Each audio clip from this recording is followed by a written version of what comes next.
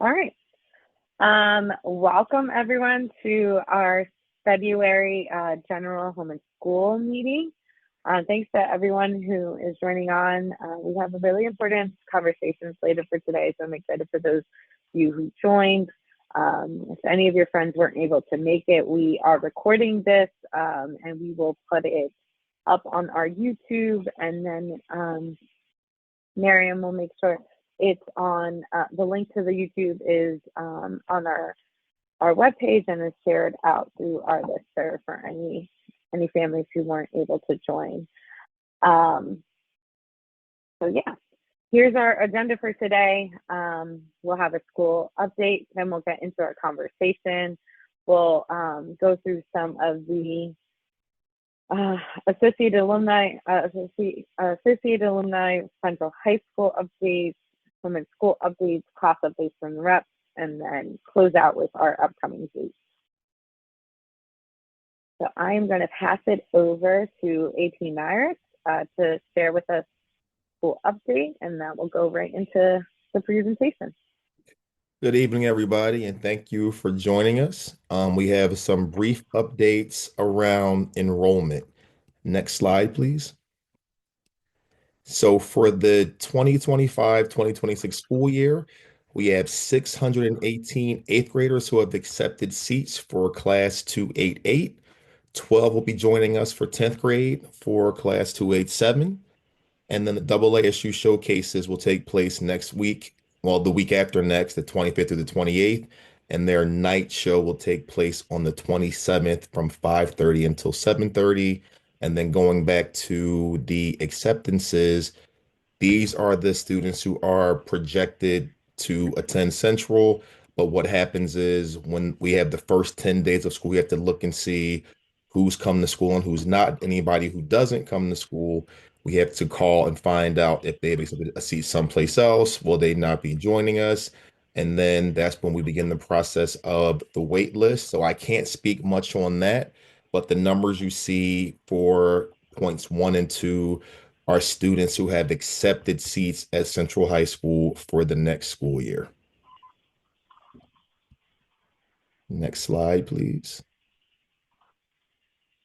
We've gone over community service. So at this point, any hours that were due for the first half, those hours no longer apply. So there are 5 more hours for ninth through 12th grades. That's 20 hours for ninth and 10th and 30 for 11th and 12th. So please make sure your students are aware of things happening in the school, checking Google Classrooms, and we'll post things as they come up for students to be able to get those community service hours. Next slide, And please. can I just plug in here Oh, sure. that we also, any parents, if you guys know of any community service opportunities, please feel free to share it through the listserv, because a lot of parents use that as a way of also getting some additional information. Oh. Thank you. Okay, so we did have the ACHS here. I don't know if we have anyone on. If Cynthia or Alina are on. But I'll just share out, they are working, so our alumni association is working on that capital campaign. You know, you can definitely contribute and support. You can go to their website to learn more and make a donation directly to this campaign. They made a wonderful YouTube video, so check it out. It's also linked on their website.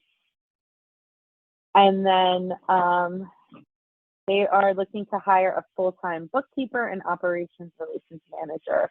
So just, you know, send resumes over to alumni office at centralhighalumni.com. Alumni night, and this I think is going to be in the class update. So I'll get through that later. All right. All right. So tonight we're going to talk about well-being in the digital age, and we're going to discuss some things that have been happening at Central High School over the past 2 weeks. And I put my high school picture there because Central to me is more than a job. I went to high school at Central. I'm class 251, and For me as an AP at Central, I really want to make sure that every student is able to come to our school and feel safe. So I really want to ground this conversation in. I'm not only talking to you as an administrator, but as somebody who went to Central. I love Central, and it was always a place where I felt safe. So it's really important to me that any student who goes there, no matter what time frame we're in, they're able to feel safe in the school. But some of the challenges that current students face that I didn't have to face were social media. So tonight's going to be more of an interactive conversation, and please feel free to drop things in the chat. We're going to have some dialogue back and forth. And I really want to make sure that we discuss this in a way that is respectful of those who have been impacted, but also being real with parents about what is happening in our school. Next slide, please.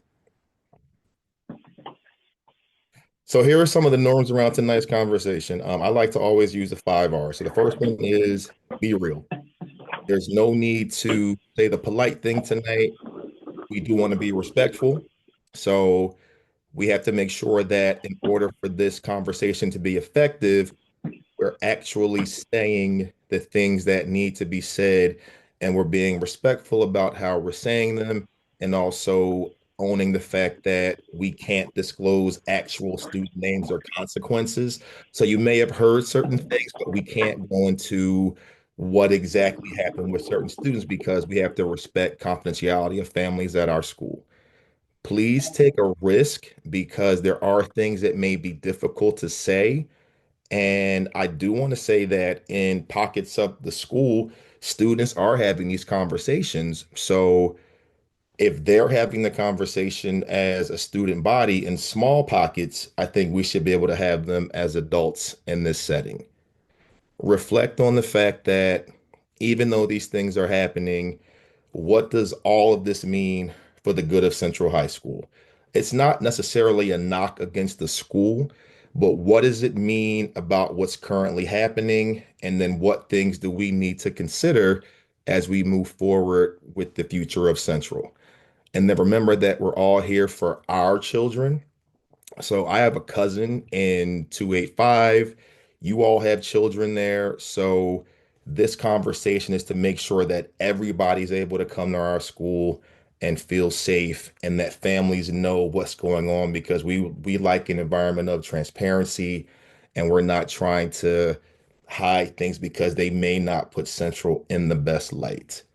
I see one hand. Debbie, Sorry, it's just someone can't see the slides and I don't know how to help them.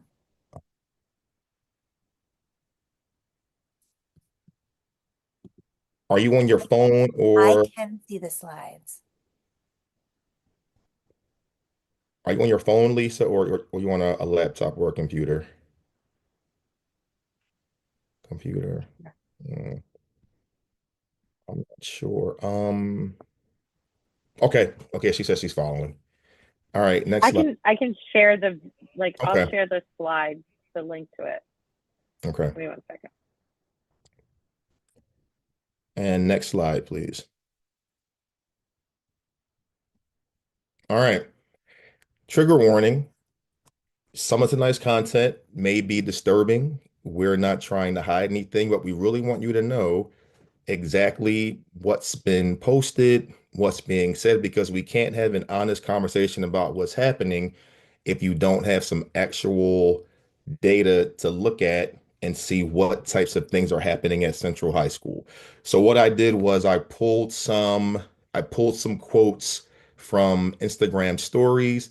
I did take out actual student names. I did take out things that would identify students. So anywhere you see student, there was an actual name there, and the kids have seen it. And the students who were affected, they know their names are there. So before we go any further, I want you to know that this will be a real conversation. We're not talking around it. Here are some things that have actually happened. Next slide, please. So before we get into that, please type in the chat some of the reasons why you and your family chose Central High School. We talk about school lottery, we talk about school selection, So you had to make a choice to come to, so but what are some of the reasons why you chose to come to Central?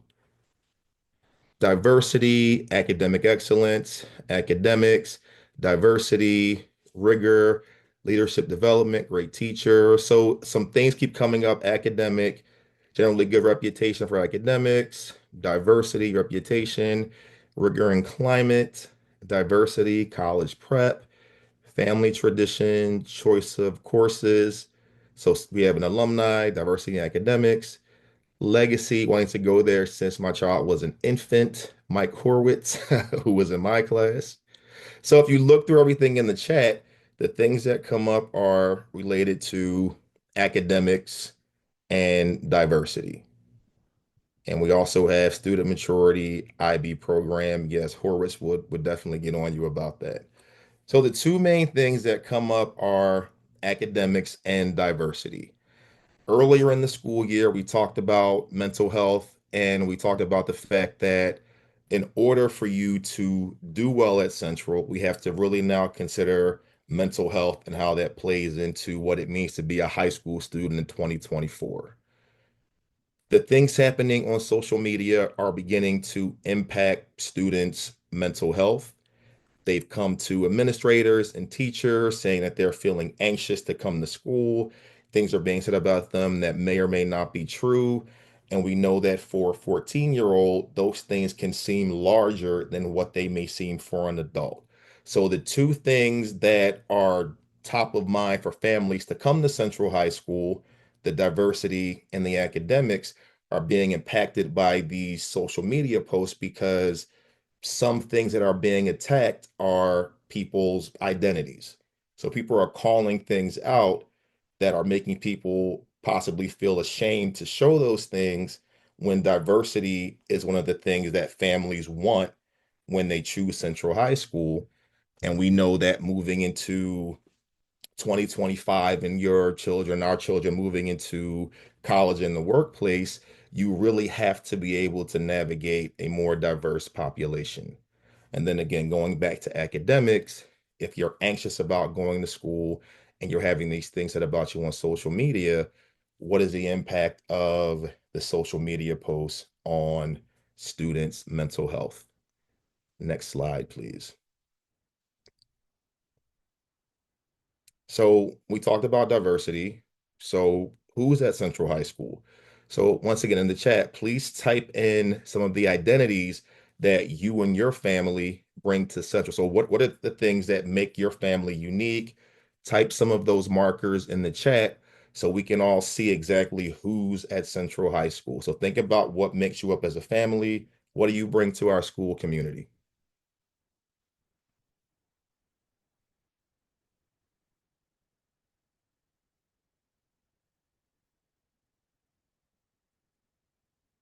Puerto Rican and Argentine, Korean American, half Asian, half Hispanic, Jewish, Jewish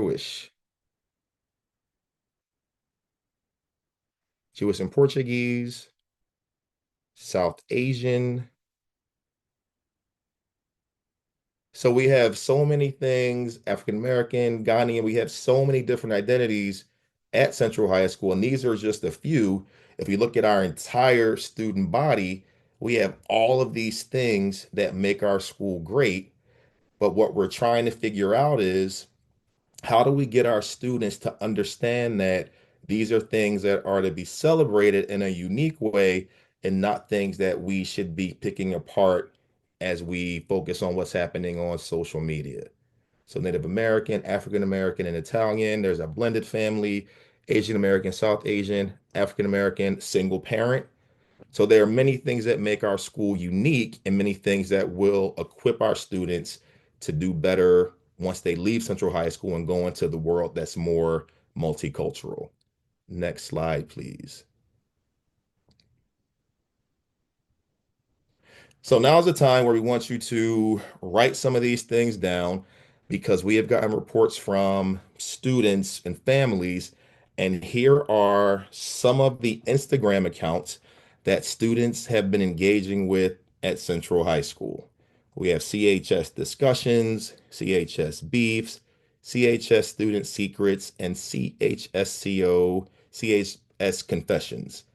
All of these use one of our central logos, but they are not associated with Central High School. But when any of our students see these, they know that it is something that is associated with Central High School students. So here are four of the actual accounts. Please, if we would really ask you, check your child's phone, find out, are they following these accounts? Because we can't take their phones in school. So if you could take their phones, see what they're following, find out how they're engaging with these accounts, because these are the things that we can't do as administrators, but you all can do as families. Students and parents have reported these pages to us. We've heard from teachers. We have screen recordings of things that are on these pages. And the thing that's difficult is it's really hard to get them removed. We've reported them, we've reached out to different people, we have some suggestions on things that we can do. But the thing about the pages is they're anonymous, and unless we know exactly who is running the page, we don't know who to go to get it taken down. And if we do get one taken down, they can easily just kind of make one again and just kind of have it pop up again. So again, take a picture, take a screenshot, write these down, because these are the actual pages that people are engaging with at Central High School. Next slide, please. So the main one is CHS Beefs. And if you look where it says zero post, the person that runs this page doesn't actually post anything. If you go down to where you see the forms link, there's a Google form that students can access where they can anonymously post about other students in the school. So what happens is they go on this page, they hit the Google form, they post something, and then the person that runs the page will run it as a story, which disappears in 24 hours. But if a student takes a screenshot, then they can see what's up there. So don't think because it has zero posts, there's nothing on there. They're not posting things where you can see it. They're just running it as a story where students can look and see what's going on. So the page, as of this screenshot, has 437 followers. We can assume that that is central students in other high school, but that's a lot of students to be engaging with this one page. And then this person is following 424 other people. So again, if your child, uses Instagram, or you're not sure if they do, please check their phone, see if they are following this page, see if this page is following them, and that would help us to try to narrow down who it might be. So on the next slide, we're going to look at some of the actual posts that are on the CHS Beefs page. And again, these posts aren't posted like you would normally see them on an Instagram page. They're on a story, and then one student was kind enough to screen record it and send it to us. So I'm going to just read some of these because we thought it important that you all know exactly what students are saying, exactly what they're reading, and what type of rhetoric is being put out into our environment at Central High School. So anywhere where it says student, there's an actual student's name in the post. Do you recommend that we follow these pages also to monitor who's going? Yes, if you can follow it, please follow it. Student is a weird AB and needs to be humbled. Next slide. Student is a big-backed, racist pick-me-bee who thinks she's hot S walking around Central when no one F's with her and all her friends are talking S on her to me. Next slide.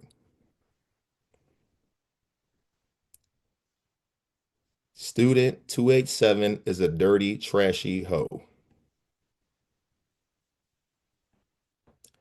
The blank looking bee, no, you're not aesthetic. Yes, we notice the hyperpigmentation on your face. No, you're not cool for hoeing around. Some students speak up. This is getting embarrassing. Do you not have essays and Socratic seminars to do? I've seen and met these girls you guys mentioned, and they're the sweetest, most definitely the furthest from being hoes. You guys just left middle school. High school is for growing into adulthood. Grow up. It's embarrassing to be 287.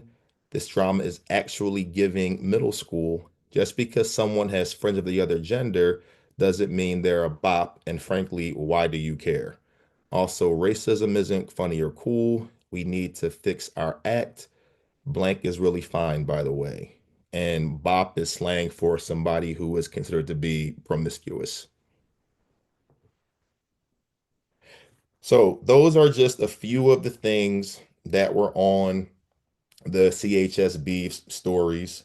There were many more, but I just wanted to pick a few to kind of give you an idea of like what things actually have happened on the page. So your next question might be, what does the school actually do?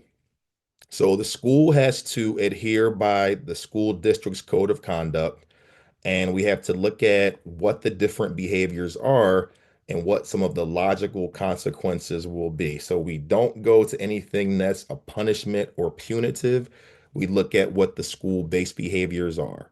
So when we actually know what happened and who it happened to, we're able to meet with those students, meet with those families, and begin some of these logical consequences. So, for one instance, we actually know one student who was involved, and we were able to speak to the family.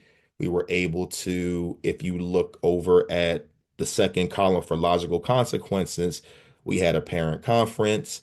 We also had a harm and healing circle where any student who was impacted was able to meet with that student and have a conversation around here's the harm that happened because of something that happened on social media. So the way we look at this is we look at these things, these are children. Whether you're 14 or 18, you're a high school student here at Central High School, we know the impact of a digital footprint. We know what could be the possible impact for you if you're caught posting something or something comes out about you. But at the school level, we really want to make sure that we take these things as you possibly made a mistake. Here's an opportunity to learn from it. And we want our students to be able to have a conversation around it because we don't want our students to leave Central High School, have a negative experience around diversity, and then bring those ideas out when they go into college and when they go into the workplace. So when you look at the second column in logical consequences, we've done parent conferences, we've done harm and healing circles, and we have had a chance for students to have conversations. And from what I've seen, and I will always tell you the truth, I feel like every conversation that we've had around things that have been posted on these pages have been really positive when it comes to students talking to one another. So I like to do a lot of smaller mediations in my office, and any kids who've come to me to have a conversation, they've really been mature enough to have a nuanced conversation around what social media means, how they should respond to certain things, and they understand that while it's upsetting to students and upsetting to us as adults, they understand the cyclical nature of it, where sometimes when things are getting a lot of traction, they're going to be more popular. So the more you engage with it, the more interaction that the post is going to get. So I'm going to stop for a minute. If anybody has any questions, comments, or needs clarification on what we've gone over so far, and you can unmute or type your question in the chat.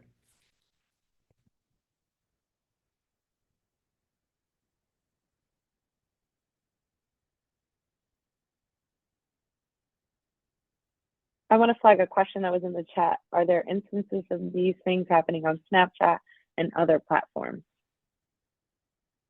Yes, I believe there was one incident where somebody was recorded saying something on Snapchat. So please tell your children, tell your students, I would just say a blanket, do not allow yourself to be recorded on a phone conversation. And that may even mean if you're having a conversation where your face is in it, whether it be Snapchat or FaceTime, avoid having conversations like that. And not to say because you might, not to say so you're not caught saying something that you don't want to be caught saying, but developmentally, being in high school, you may not understand the implication of what you're saying, and somebody may take what you're saying and decide to use it against you. And and you might even be kind of bullied into saying something that you may not otherwise say, but I think these kids are always on Snapchat and their faces are always out there and they have no idea who's filming that. Yes. Like you can't tell that someone's necessarily filming that. So there's a victim there too on both sides of it. Yeah, so sometimes students are pressured to say certain things. One thing that I've noticed as I've been talking to kids for the past 2 weeks, a lot of students don't know how to set boundaries. And I was really shocked to learn that a lot of students don't know how to say no, don't know how to say, that's not okay with me. You can't say that to me. You can't have that conversation with me. So we would also encourage families to, and it may sound like, why would you have to have that conversation with a teenager, but have conversation around what are your boundaries around what people can say to you? What are your boundaries around what people can do when they're around you? Um, we recently had a conversation in my office where a student was being called certain names. They thought it was okay, but the names were honestly slurs, but the student didn't want to appear to be offensive to the other students. So student A was being called a slur by student B, and they thought, oh, it's just a joke. They don't mean anything by it. As an adult, what I heard was the slur that they're using is attacking part of your identity, and you have the right to exist in this space and not have anybody speak to you like that, whether it's presented as a joke or not. Student A wasn't able to see it like that, and they needed help around how do I set the boundary of what is okay to say and what's not okay to say. So we pulled in student B and we worked through, how do you feel when this is said? When you say it, how's your intention? What is your intention? And what might be some of the intent if you're using a slur and you're framing it as a joke? And these two students really had to sit and learn how to set a boundary and how to hear a boundary and respect it. So, some of the smartest kids in the city, we have some of the greatest kids in the city, but they really struggle with setting a boundary because to them, a boundary might mean I'm not I'm not being your friend. I don't want to upset you. So please make sure you're very clear with your kids about what are your family's values and how you set those boundaries when they go out and represent your families when they go to school. One thing I brought up with AP Snyder was that our child noticed many clubs at Central communicate through Instagram to the Google Classroom or email. Da, da, da. Okay, so students have to be on social media. Okay. So what we may need to do is work with our clubs on using Google Classroom, because you're right. If we communicate through social media and Instagram, we're kind of forcing kids to do it. And okay, that's a good point, and I'll definitely write that down. So more things on Google Classroom as opposed to Instagram exclusively. Also, encourage your students to not share passwords. Something can be done on their account and tracked back to them. Absolutely, yes. Students share lockers, they share passwords. Please, please, please tell your kids that if they have any accounts that belong to them, do not share a password, because there may be a time where there may be a falling out with a friend, and that friend may decide to post something, again not having that fully developed sense of responsibility, and then if it's linked to your password, that all comes back on you. Da, da, da, da. Okay, and again, once again, with the clubs, you have to make sure that we're doing more communication that's not so focused on social media because some students do feel excluded. And that's a good point. And I didn't even think about that one. So thank you for bringing that up. I'll definitely put a star by that one.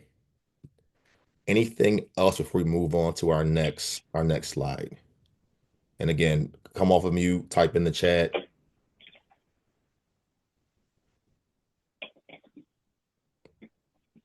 All right.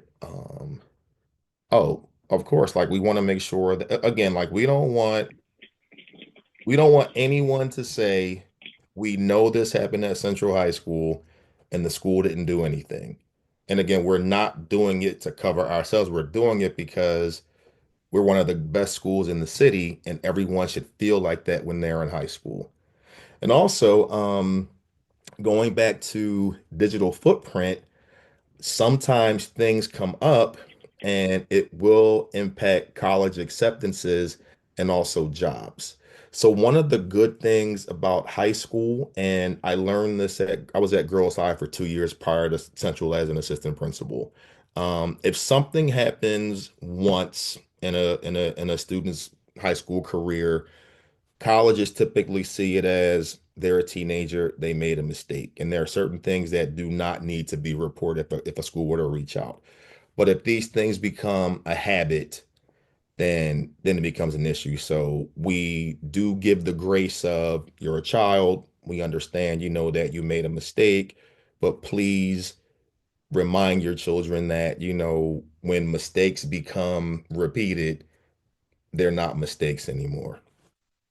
So some things for us to consider and discuss: developmentally appropriate behavior. I'm going to throw some things out. Please type some things in the chat that are developmentally appropriate for high school students. One thing is wanting to be accepted. So if you go through any high school, you may see a lot of the same types of shoes, or you may see all the seniors wearing a cartoon backpack. So developmentally, for a high school student, people still want to be accepted by a group. Maybe a larger group, it may be a small subgroup, but when you're in high school, it's developmentally appropriate to still want to be accepted as you're beginning to develop your adult persona. And then when you think about ninth grade, where the bulk of these posts are coming from, they're still coming out of middle school, they're still adjusting to high school, and they're still trying to figure out what does it mean to be a student in Central High School. One thing that we have to consider is that, if you go to Central, you're going to a school with 24 other intelligent, very cool, very sophisticated, interesting people. And imagine the pressure that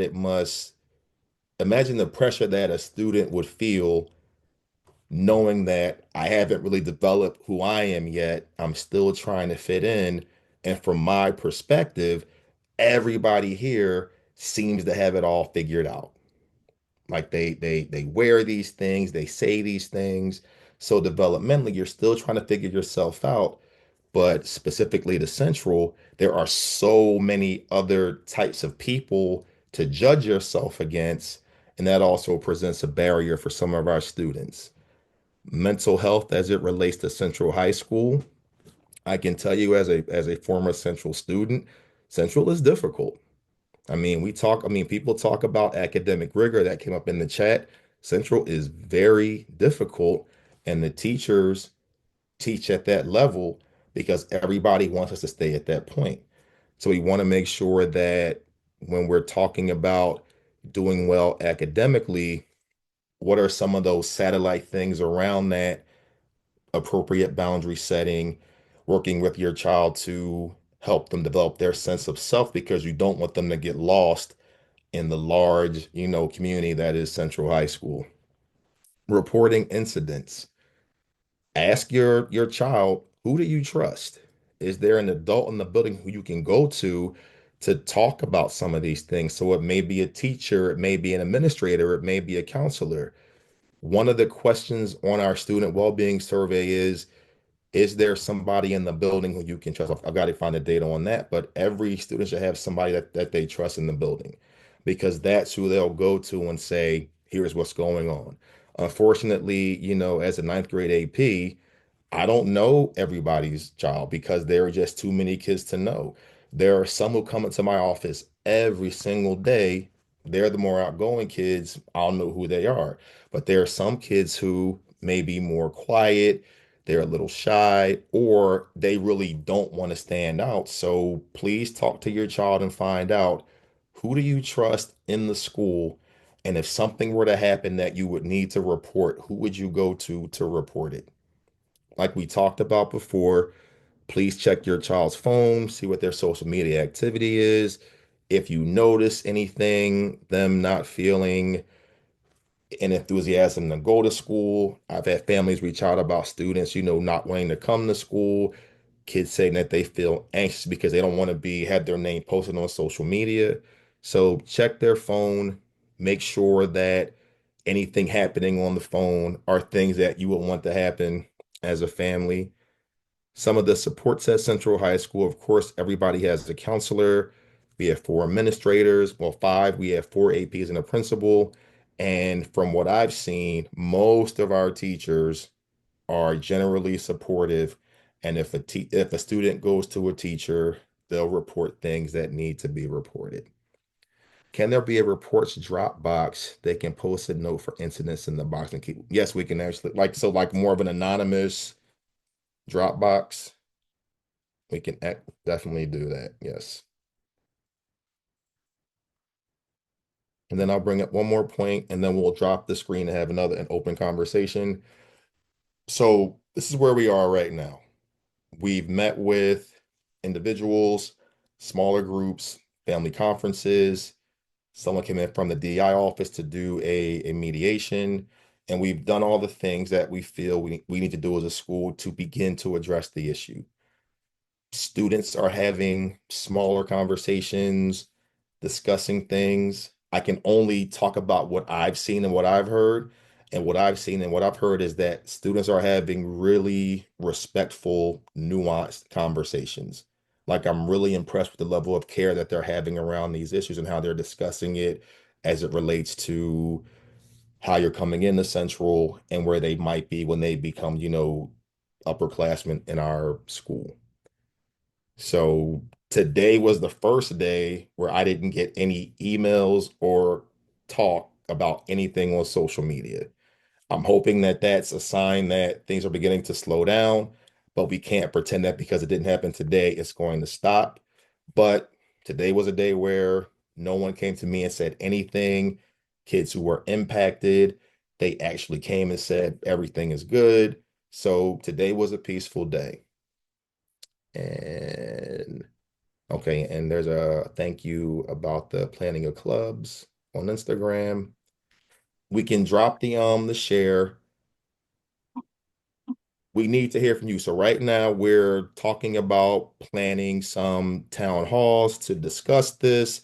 Some of the challenges are because our classes are so large, we don't want to bring an entire grade in and have people tune out and not get the message. So any comments, concerns, or questions based on what we've talked about so far? And again, as families, you're a stakeholder, your kids are in the school. What are some things that you feel we can implement to begin to address this so it doesn't happen and blow up again, like it did over the past 2 weeks?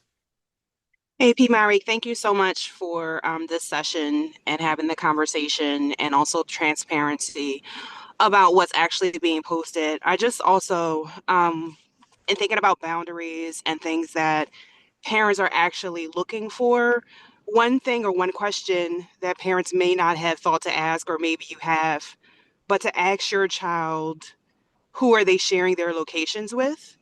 And that they can set that boundary as well. They don't have to share with the entire team or the entire class, or even their circle of friends.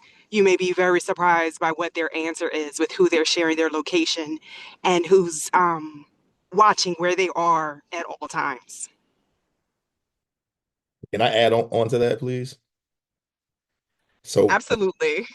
So when I was at, and I hope that this child's parent is not on the call, so I'll try to be as, I won't be as specific. So there was a student at Girls High who was dating a boy at Central last year, but she still had his location. So she could see, where he was. It was causing her so much anguish to know, well, he didn't go home yet. So she really had a hard time with that. But I'm like, why would this boy, if you broke up with her, why are you still sharing that? So yeah, so there are some things that are normalized with social media, sharing your location, that kids don't need to do because it's not healthy and no one needs to know where you are if they're not your parent. And then someone said, oh, so like the site selection, a virtual stream. Yes. All right. Let me write that down also. Make sure your kids turn off the default share location settings on certain things like Snapchat. And when you mention social media, do you mean Instagram or something else as well? So a lot of it is happening on Instagram. There's Snapchat. They think Facebook is for old people. They don't use Facebook. They've been very clear about that. And they don't talk much about Twitter or X. The only thing I've heard about is Instagram and Snapchat. And anything where a student will come to me and tell me something is going on, it's 99% of the time been Instagram. But I like that idea about the virtual stream. That's really a good idea. Anything else? I did bring this up at the exec, but I wanted to actually hear from maybe parents on here if anyone's experienced like a speak up event where it brings parents and students together to discuss other topics, and if that is to discuss topics as a full group, and if that's something that you guys think would be worth exploring to bring to the central community.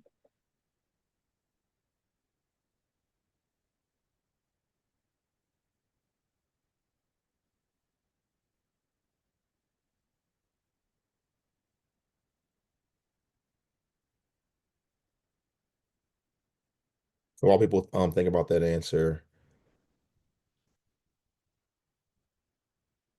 do we have any resource to share about best practices for kids in digital technology?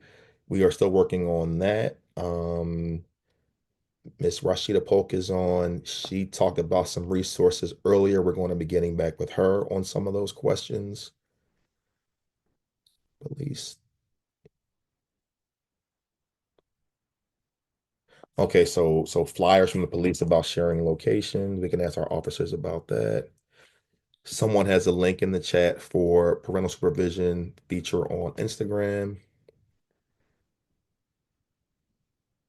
And then reporting the pages. So do you think if there's mass reporting that might happen? Because we've been reporting also.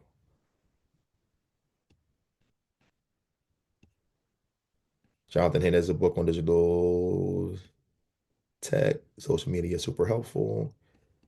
Yeah, the kids are looking to see if their name is on there also.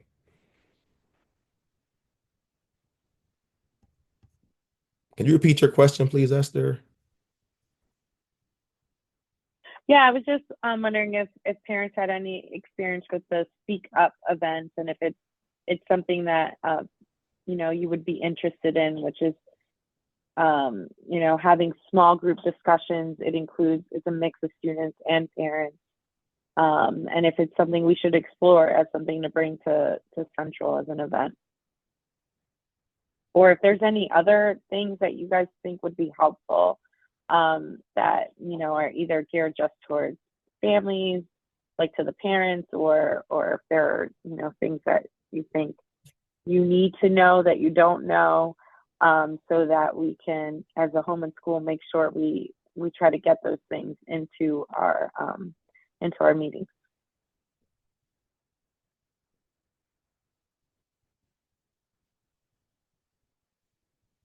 And I can definitely work with Ms. Polk in the FACE office to see, what workshops we can bring, and as the SAC gets started, continuing those conversations there too.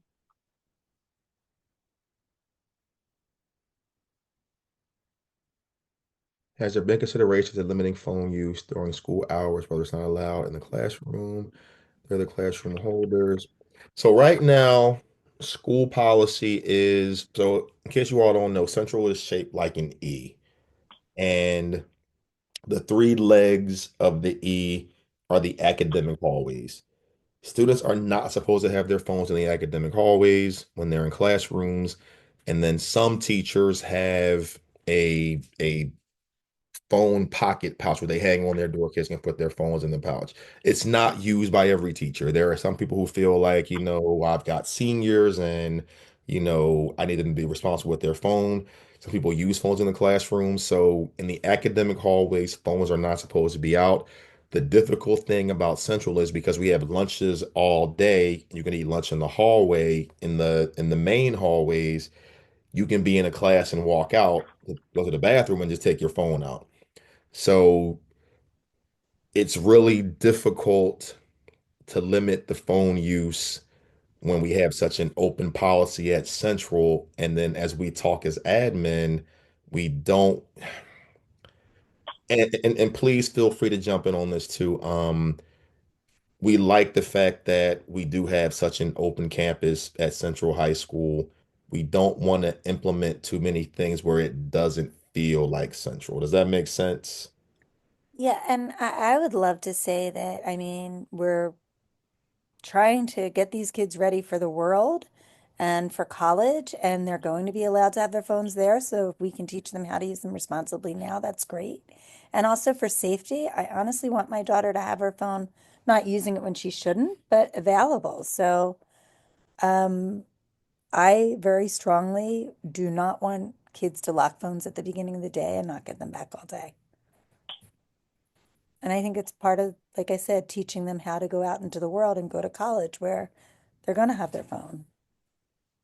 And I work at a school, we use Yonder pouches, and kids can easily break those open, or they can just put an old phone in. So kids will find a way to use cell phones. So we're trying to find ways to keep the campus open because we want Central to remain Central.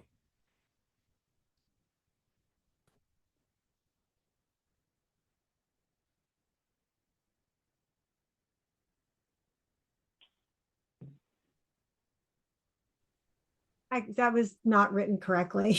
You So, can clear it up for us.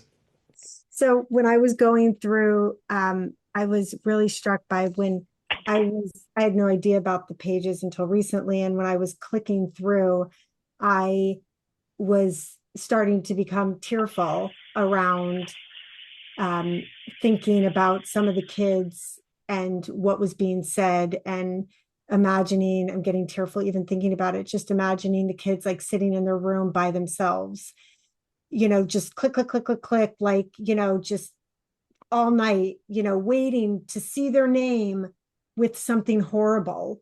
And when I was going through this with my kids, um, they weren't really thinking about it like that. They were just thinking about their name that's going to be said and what's going to be said and how to deal with that. And so I was like, no, let's stop. And I'm using Jane as an example, um, Jane and John in the bathroom doing, the whatever, insert whatever horrible name. And they were like, I was like, how do you think Jane and John are feeling right now? And who knows if that's even true or not. And I was like, let's sit here for this second.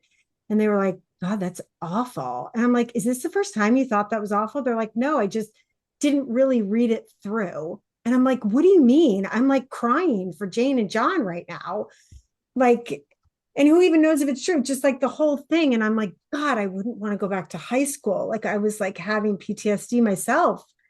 But I think like that, and I just kept going through each one of them, like, let's stop and let's talk about Sally and, you know, um, Jonathan. And, I'm making up names, but it was like, yeah, I mean, we would have been there for hours and, and there were first and last names on there.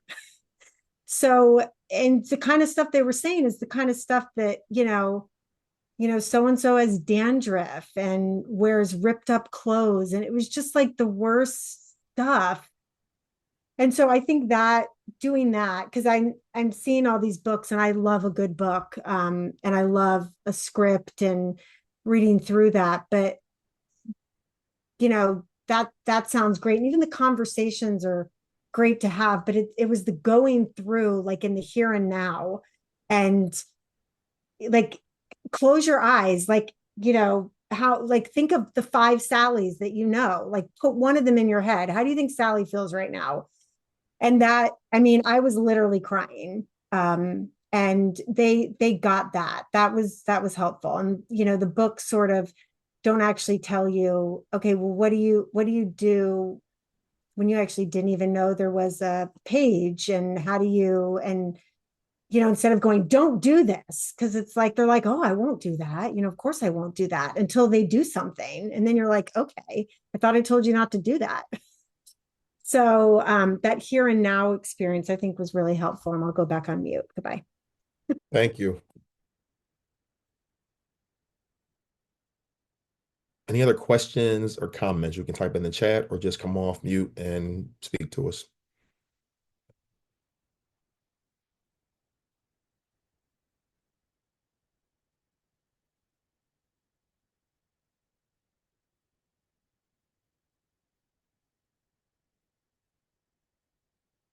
So if not,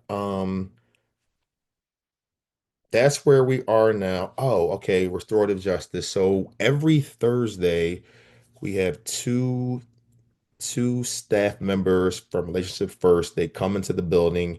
We could also reach out to them because they go around to certain advisories and do restorative circles with certain clients. So we'll definitely reach out to them when they come back into the building.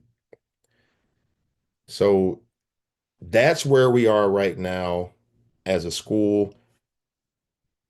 These are the steps that we've taken.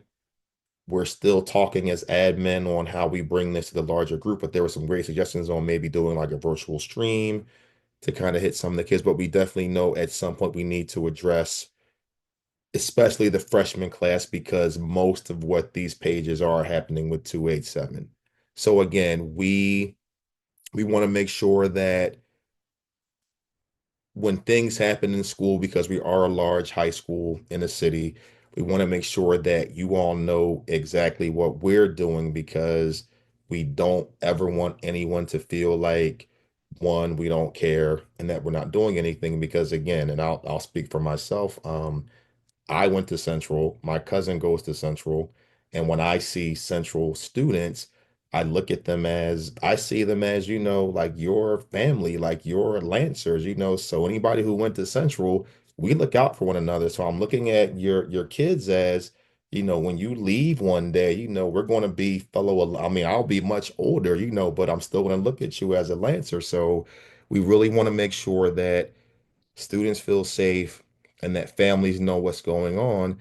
And I 100% trust everybody on our admin team.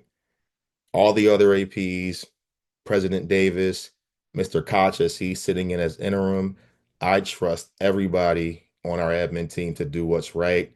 And I will say this, and this is being recorded, right?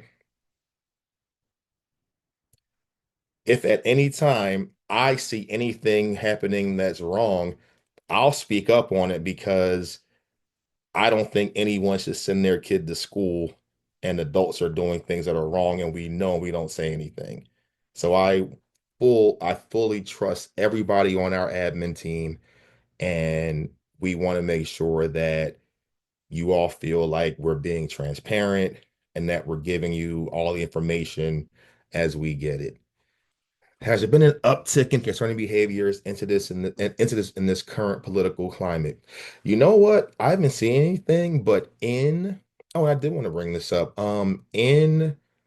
In smaller conversations, there's a group of kids that eat lunch in my office every day, and they just kind of have these really intense conversations. One student mentioned to me that she's Black and Puerto Rican. She told me that kids have made jokes to her about being deported. So she says that she's old enough to understand that it's a joke. But then we talked about but you shouldn't have to hear that when you come to school. So again, she feels like I know it's a joke, I can take it, but I'm like, but at the same time, in this climate, you shouldn't have to come to school and hear jokes like that because it's completely inappropriate, and that's not the environment that we want at Central High School. But other than that, I have not seen an uptick in anything around this current political climate.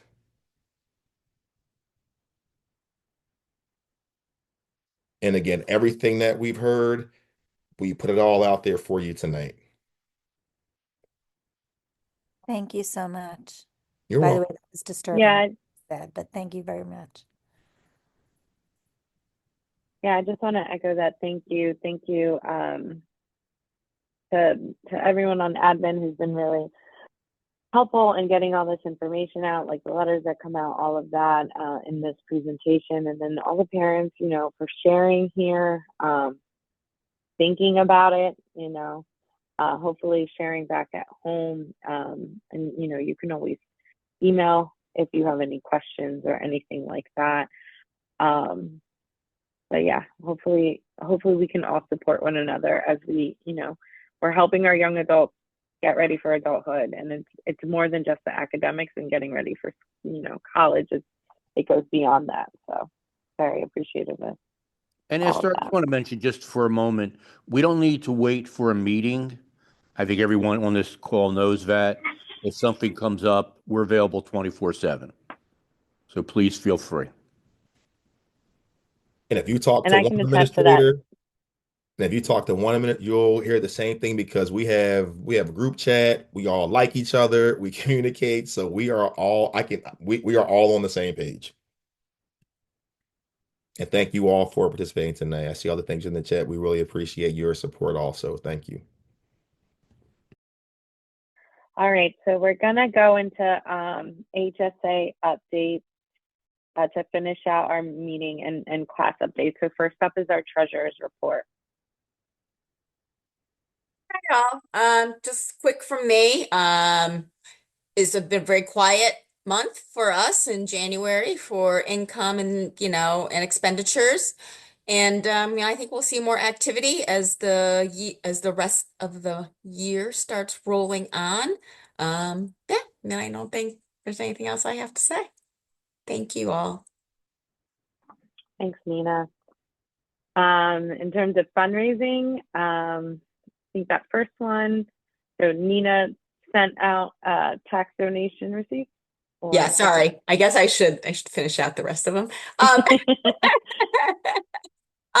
Yeah, so tax donation receipts were sent out via email on the 31st. It's getting it right in before the wire of when they should go out. If you did not receive one, it probably because I didn't have your email.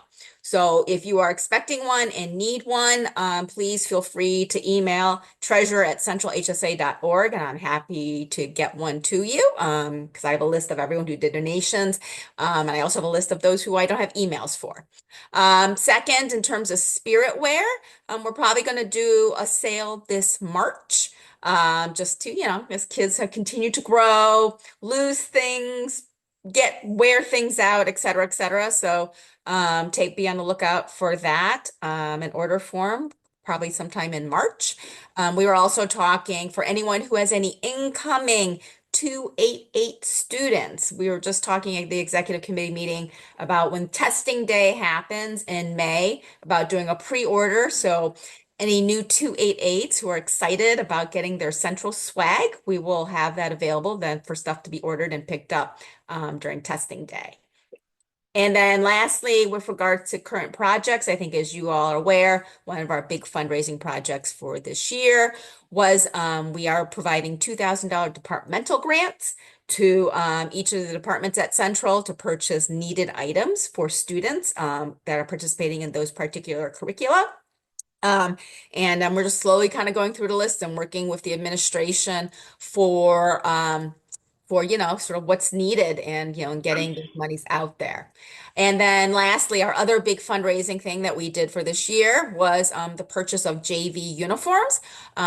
We're still waiting for the bill for the JV uniforms that have been ordered. But, I know that they have been placed with Lloyd Sixsmith, and I think it's just a matter of when they get delivered. And hopefully, maybe, Peter, your child did get the JV uniforms, and we're just not aware of it, that they've already been received by students at the school. I think that's it. Thanks, Nina. Terry.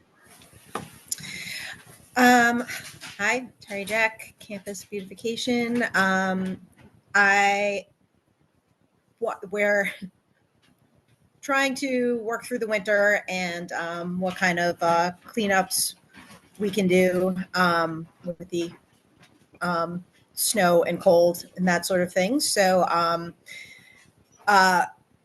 the next foreseeable cleanup is in conjunction with the Philly spring cleanup, which I think the city is still working through how they're going to run that this year.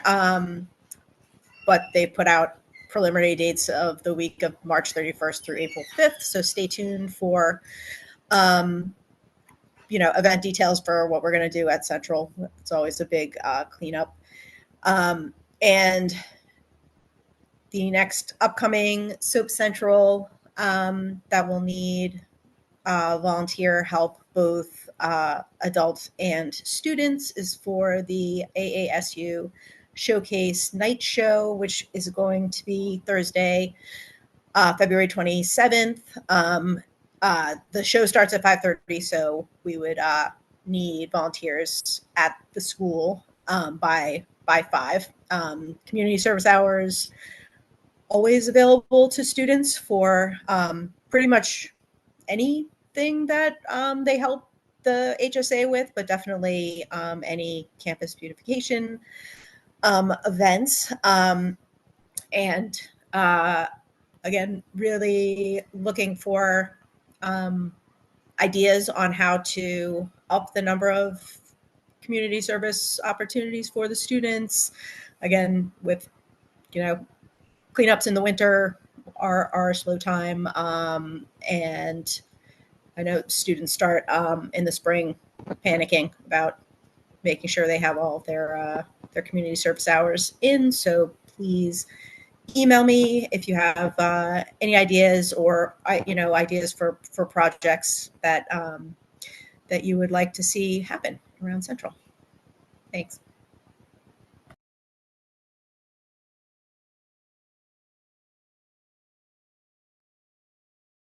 Okay, thanks. Next, we have communications. Hi, I'm Miriam Mohammed, and I wanted to start to gather contact information for the various leaders who coordinate upcoming events, fundraisers, testing dates, and important details like flyers, links, or any fees, so that that can be shared on a consistent basis. But I've noticed more so in the emails as well as in the Facebook parent portals, our people are asking for that more so. So if I could send it out for you all, that might help. I don't mind having your contact information in the event that you're busier than me. I can reach out and you can just kind of reply. So yeah, that's goal 2, 1 and 2. Also, I think we had discussed starting a constant contact email subscription page. So talking about that more, I think probably would be with the board instead of the entire body, but creating like a budget for it, making it user friendly. And it does a lot of automation for email marketing tools more so, which is not the same thing that we have now with Google. So that would improve communication, see who is available to make a stronger parent involvement, and offer some segmentation for the different grade groups that we have from 284, 286, 7, 8, and 88 that's coming in. So it gives, I guess, a little bit of organization on a computer system. And also just looking forward, we're in February. now. So there's not, I think we're mid-year of the school term, probably give or take. Seeing if there is anyone who's interested in helping me with communications and starting now. If you have WordPress website, skills already, they don't have to be heavy, but they can be a little light. And if you don't, are you interested in learning them to volunteer? My son is a 284 student, so this would be my last year in his with Central, sorry. But in the event you are interested and you don't know how, I can show you how, and the sooner you start this year, the better for next year, so that you can just kind of roll into the position with a stronger knowledge base. So that's basically it for communications. Yeah, for so far. Thanks, Miriam. Thank you, And Sarah. just like Terry said, you're doing an awesome job of sharing. Thank you. So anyone who wants to join, it's a hard job. I definitely know that. Okay. So volunteering with Central HSA, we're always looking for help. A big one is fundraising committee. I'm going to have a specific ask on the next slide with the spring auction, or just giving everyone heads up. This really helps make sure things are on track and things are moving in terms of the spring auction and organizing additional fundraisers. Nina has done an excellent job of like taking up the helm with like spiritware and getting the tax letters out and all of those different things, but support is definitely needed, and making sure that we are fundraising and can continue to do, the department grants and the bigger ticket items like JV uniforms or furniture and things like that.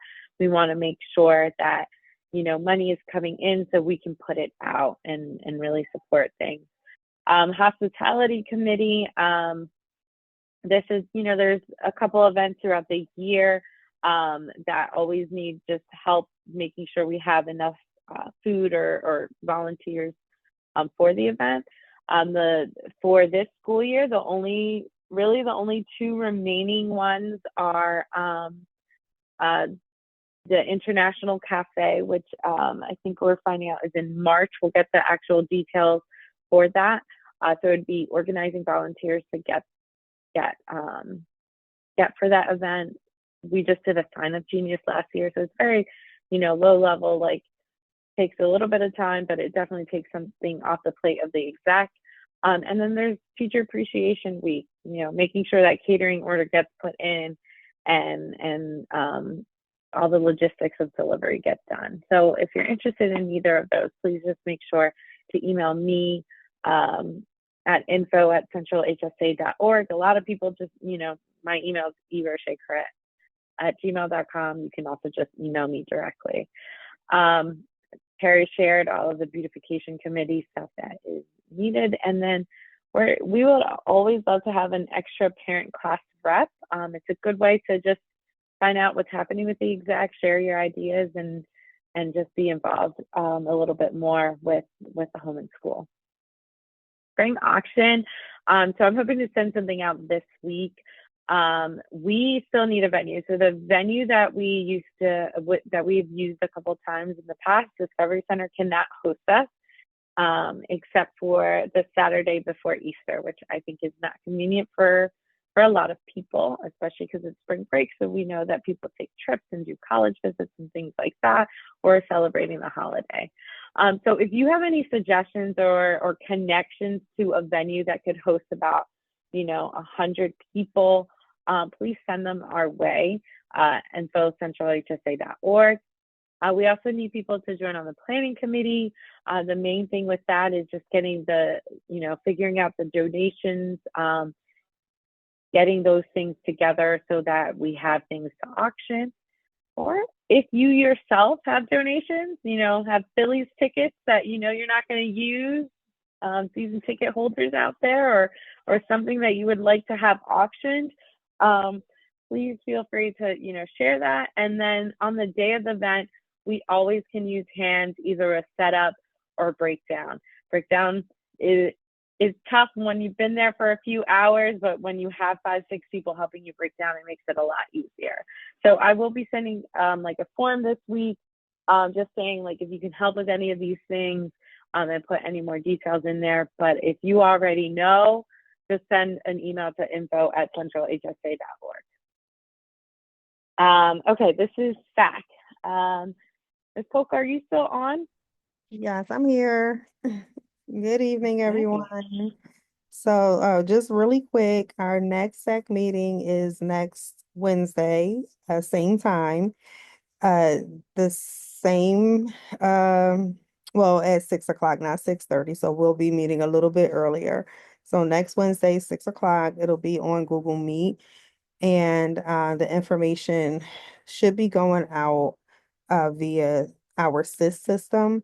And I can also share that information with the HSA, and you can put it out on the listserv to all the parents. This meeting is open to the whole entire school body. Everyone is invited, but only SEC members have voting rights. So that's the way that the SEC goes. We do have 2 candidates for organizer of the SEC. We do still need positions filled for facilitator and secretary. We only had one person vote for our organizer. Now, voting is open to the whole entire school community. Both of our candidates wrote some wonderful blurbs of the reasons why they feel they should be chosen as candidates, and we can send that Google form out again. So you read the blurbs and then you just, make a choice based on, what they wrote. And you'll have another opportunity to vote again at the next SEC meeting. So we're going to leave it open all the way until next week for another week. And whoever has the most votes, they will be the organizer. If you're interested, again, in facilitator, secretary, please attend the meeting. And if there's more than one person, we'll do a vote. If there's only one person, then the position is yours. If you have questions about what those positions look like, please feel free to reach out to me, and I will put my email in the chat right now. And that is all I have. All right, thank you. Make Sorry, sure to vote, guys. I just put the link to the Google form for voting for the organizer position. So if you're on the meeting and have not yet voted, just click so you have it open and you can read the descriptions when we get off the meeting. Thank you. All right, thank you. Next, we'll have our class update. So, Do you want me to give Amy's let's start. STR? Yeah, if you could, Debbie, that'd be great. Sure. And I apologize to everyone. I'm sick and bad. So sorry about that. So Amy's not here, but she usually is, and she does a great job here. The ski trip, she did an amazing job in getting it rescheduled so that it is not on Friday and the kids can go to the parade. It is now on Monday, February 24th. The itinerary is the same. If you have any questions, reach out to either Mr. Harwitz or Ms. Sesserman. The senior prom is Thursday, June 5th at 7 at Vi, which is on Broad Street. There's no school on Friday, so the kids can hang out, have fun, and then not have to go to school the next day. And commencement, she got the date. It is Thursday, June 12th at 10 a.m. at the Kimmel Center. Additional details regarding tickets and everything will follow, so don't ask now because we don't know anything additional there. You can move on. Oh, you must have the signed permission slip for the ski trip. Please, please, please. There's a scholarship opportunity. The deadline for the Patriot Equity Scholarship is Friday. Oh, no, tomorrow. So get them in immediately if you're interested. And there's more information in the 284 email that Amy sends out. And there are virtual summer research programs in leadership, finance, and quantitative finance. This I also was going to put on the junior page, but because she put it on, or the 285 page, but because she put it on, I did not. And this is through the School of Business at Stevens Institute of Technology. There are 3 different virtual research programs, and they're all for the summer. They do all cost something. They're not free programs. And there's a lot of information about them in the 284 email. It's also in the 285 Google Classroom, probably the other Google Classrooms as well. Any questions, reach out to Lindsay Hartelius, and here's her email address. I think that's it. Any questions? Probably not. Okay, 285. First of all, Anything Goes was amazing. The ring ceremony and ice skating were also a huge success. So those are passed and they were great. The blood drive was held today, and despite kids going in late, there were 79 pints donated. So it was really successful. I think the next one is in March. Subject selection has been extended to Tuesday, February 18th. So the students can, figure out what they want to do if they haven't finalized it over the next few days. Go in and ask some questions to Avi Snyder on Tuesday morning and get those subject selections in. Now we have a bunch of different contests and awards. So there's the Mayor's Black Historical Oratorical Contest. This is in its inaugural year. It's a citywide showcase. The submission deadline is tomorrow, and details are on Google Classroom. The Accounting Business Financial Initiative is at Drexel. It's a free week-long program held from June 22nd to 27th. The deadline is February 28th, and you should see Mr. Harwitz if you're interested. And that is spelled wrong, and I will fix that to an S. My bad. The Pennsylvania Society Benjamin Franklin Scholar Award for PA Public School Juniors. Submission deadline is the end of the month, February 28th, and you can go to pasociety.com or call the society office for more information. Then there's more. Yay.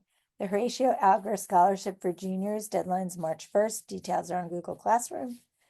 The Healthcare Scholars Pipeline Summer Nursing Program, this sounds awesome, is at Temple University for rising 10th to 12th graders. It is a free summer program, and it offers students the opportunity to immerse themselves in the life of nurses, nurse scholars, and nursing students for 4 days, sponsored by Temple and the Independence Blue Cross Foundation. Applications are due April 4th, and information is available on Google Classroom. Then there's the Lindsey Vaughn Foundation Scholarship. They're enrichment and sports scholarships up to $5,000. And they're to girls from underserved communities. And I can't read the bottom of the slide here. Sorry, guys, I guess I went too big on the slides. But details are in Google Classroom. I don't know when the date is because I can't see the bottom of the slide. And then March Madness. So this is fun. 284 versus 285 basketball game. And the winner plays the faculty. The practices will be in the mornings. And the match is 12:15 p.m. on March 7th. There's 12 o'clock dismissal that day, so they're not missing school. Junior prom will be April 10th at the Ballroom at the Bend. Tickets will be on sale this Friday online. They're $90. Mr. Harwitz said the price will increase, and it also will become where you can get the tickets from him in school, et cetera, et cetera. There will be a lot of information on that in Google Classroom. The Phillies game is May 2nd. Incoming students can get their tickets too and go. Anyone can go. It is Central Night at the Phillies. Order online using this code, and tickets are $35. There may still be some limited edition 285 merchandise, and please remember to pay your class dues. Also, still planning the picnic, the 5K in March. There will also be a March Battle of the Classes, which will be every Friday in March, and then we have the International Cafe, etc. That's it. I'm going to go fix my slide. Thanks, Debbie. Okay, that leads us to 286.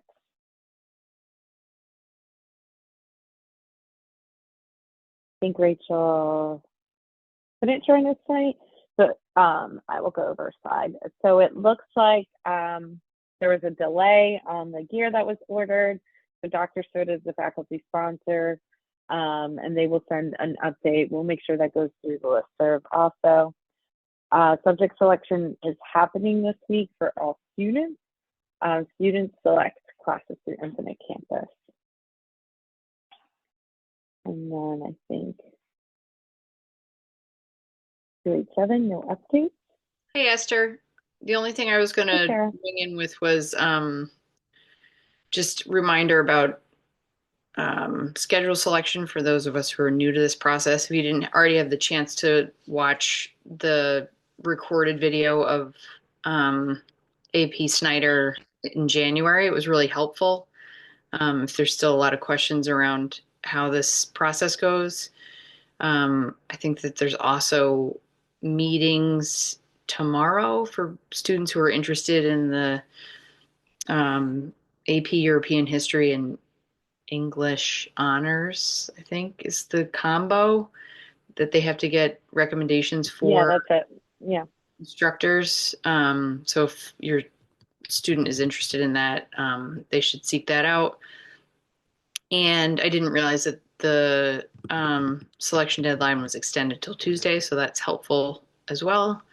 And also, you'll learn about in the recording, if you hadn't already seen it, AB Snyder has a Google Doc going where people can drop questions.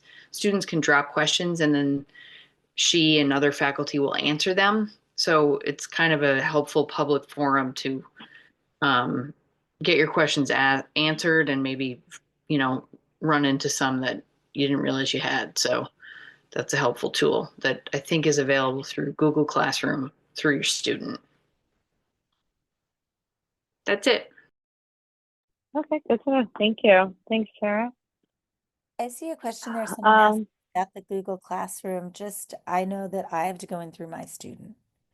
I don't think there's any other way to get to it. So when you want to check that information, you have to go in through your student's login and That's then right. go that way. And they can show you where it is. They go on it all the time. yeah, I know I've added it to like if you use Google like normally and you have the different profiles, I just have one profile that's my son's profile that I can switch to it and then it logs into Google Classroom and all of those things. That's the only way because it is like a student and teacher facing kind of platform. So it's not open to anyone who doesn't have a Phila SD email. Parents can request, and my understanding is any teacher can add you as a parent on a student's account and you'll get like weekly summaries. But I know sometimes it doesn't work.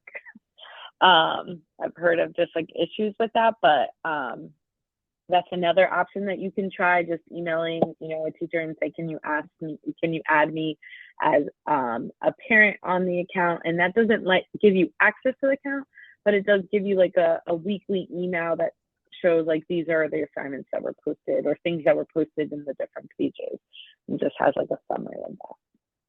But to your point, just as an FYI, I've been trying since I was little and that's never worked for me.